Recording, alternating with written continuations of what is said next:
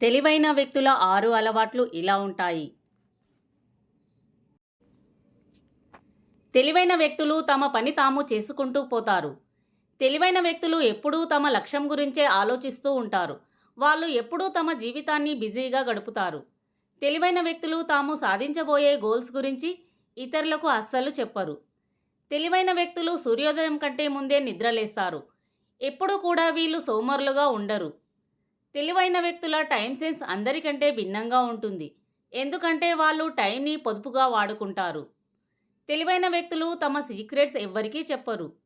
ఎందుకంటే ముందుగానే వారి యొక్క సీక్రెట్స్ అన్నీ తెలిసిపోతే వాళ్ళెక్కడ తమకు బిజినెస్లో కానీ ఉద్యోగంలో కానీ ఎక్కడ పోటీ వస్తారోనని ఎవ్వరికీ తమ సీక్రెట్స్ చెప్పరు.